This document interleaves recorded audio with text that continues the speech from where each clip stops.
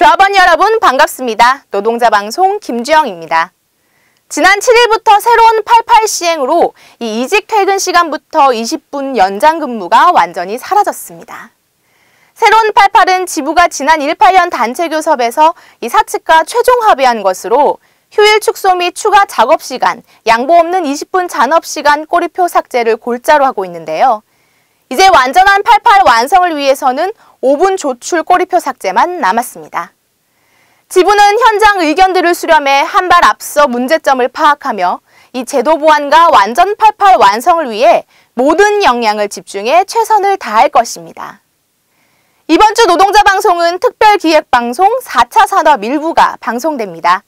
조합원 동지들의 많은 시청 바랍니다.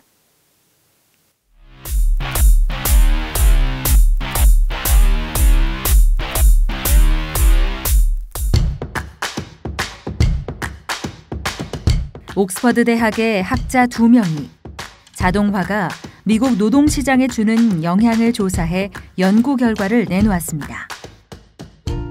향후 10년에서 20년 안에 업무의 70% 이상 자동화가 가능해서 전체 직업의 47%가 사라질 수 있다는 것입니다.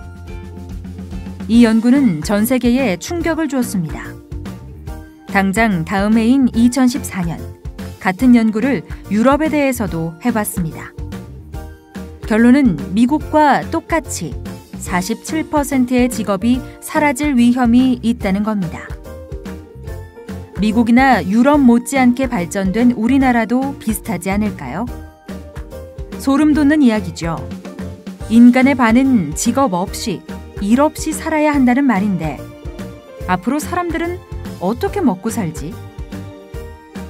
잠깐만요.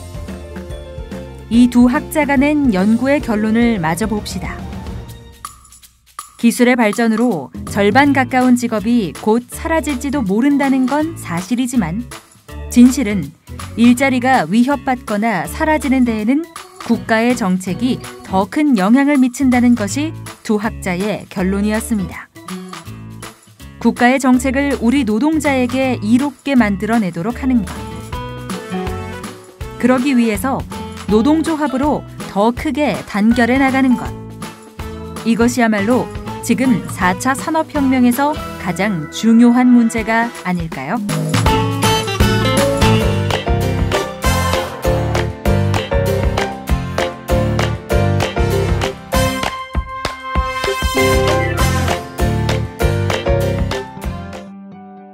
바로 어제 일 같죠?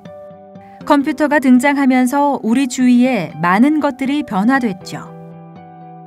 사무 자동화와 컴퓨터 프로그램이 사무직 노동자를 대신하고 편지는 이메일로 대체됐고 ATM 기계가 은행 창구 직원을 대체했고 최근에는 인터넷 뱅킹, 모바일 뱅킹이 은행 지점을 대체하고 있습니다.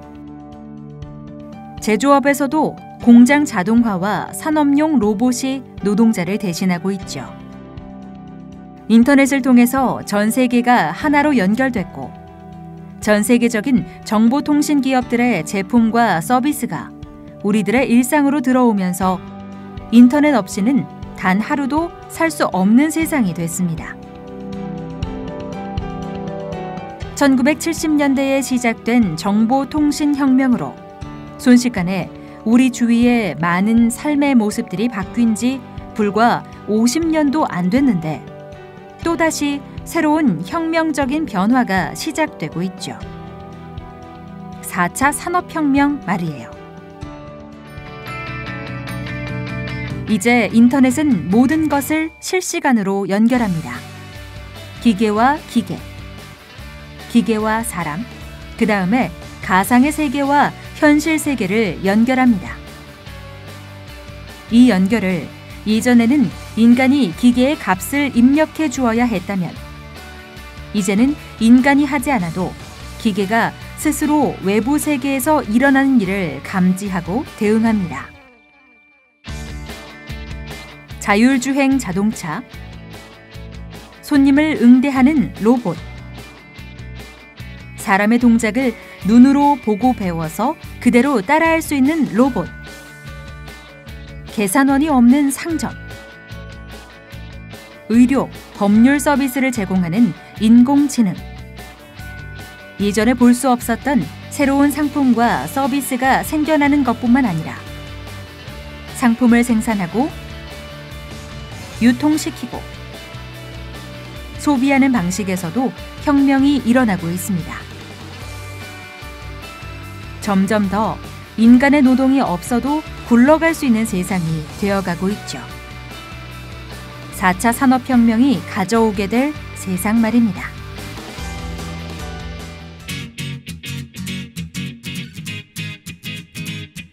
자동차 산업에서는 어떤 혁명적인 변화가 일어나고 있을까요?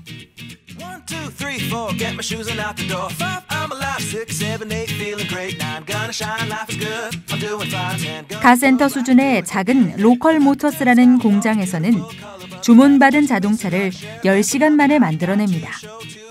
SUV와 12인승 버스를 3D 프린터로 찍어내고 내부 부품은 기성품을 이용해 조립하기 때문에 가능한 일이 됐죠.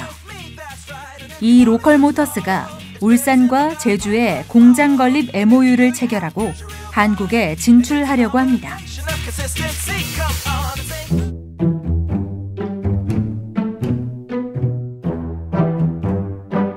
지금 세계 곳곳에서 완전 자율주행 차량들이 몇만 시간 무사고 운전을 하고 있습니다. 무인 택시 서비스가 시작됐고 도요타는 배달과 차량 공유를 위한 자율주행 전기 자동차를 5개사와 공동으로 시범 운행하려고 합니다. GM도 차량 공유 서비스를 위한 자율주행차를 출시할 계획입니다. 우리나라도 사람이 운전하지 않는 자율주행 버스 제로 셔틀이 운행되고 있고 세종시는 2020년까지 모든 도로에 자율주행이 가능하도록 한다는 계획입니다.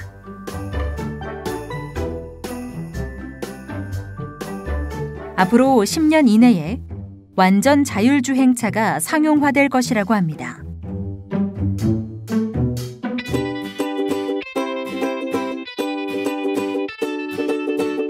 자동차가 집에 전등을 켜고 끄거나 차고 문을 여는 스마트 홈 서비스를 하고 운전자의 호흡과 맥박 같은 생체 신호를 분석해 그에 맞게 실내 환경을 바꿔주고 비서 역할을 하는 자동차가 곧 상용화될 것입니다.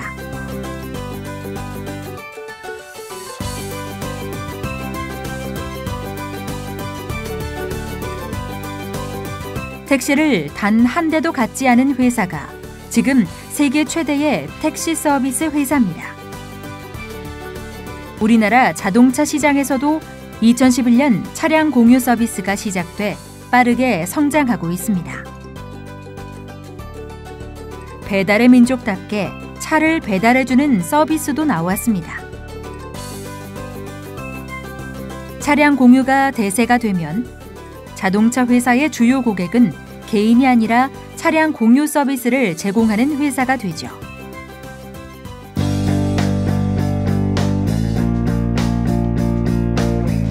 자율주행차로 제일 유명한 구글, 전기자동차로 제일 유명한 테슬라, 모두 IT 회사입니다. 네이버가 자율주행차를 들고 모터쇼에 참가하고 있고 삼성전자는 천문학적인 돈을 들여 차량용 인포테인먼트 세계 1위 기업인 하만그룹을 인수했습니다. LG전자는 1조 4천억을 들여 자동차 부품사 GKW를 인수했습니다. 이미 LG전자는 차체를 제외한 대부분의 자동차 부품을 생산하고 있습니다. 자동차는 이제 전자제품, 말하자면 바퀴 달린 스마트폰이 되어가고 있습니다. 자동차 회사도 정보통신 회사가 되어가고 있습니다. 전자제품 박람회에 자동차 회사들이 빠짐없이 참가합니다. 현대자동차도 전자제품 박람회에서 회사의 비전을 소개하고 있습니다. 올해는 자율주행 기술 전문기업 오로라와 자율주행 기술을 공동 개발하는 현대차그룹 오로라 프로젝트를 공개했습니다.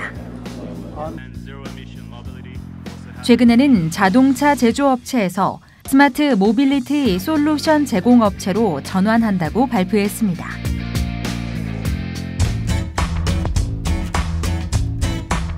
이제까지 자동차 산업은 완성차 회사가 맨 꼭대기에서 가장 큰 자본과 권력을 가지고 1차 협력사, 2차 협력사, 3차 협력사를 지배하는 피라미드 구조였습니다.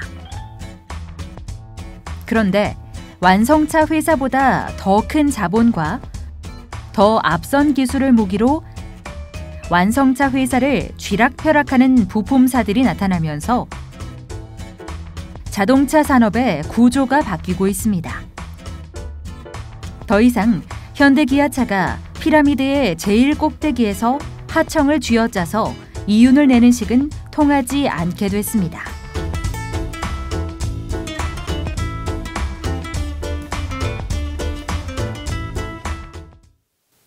지부 노동안전실은 출퇴근 산재자에게 일방적으로 성과급을 일할 지급한 사측의 행위를 비판하며 이 본관 앞에서 항의 피켓팅을 펼치고 있습니다.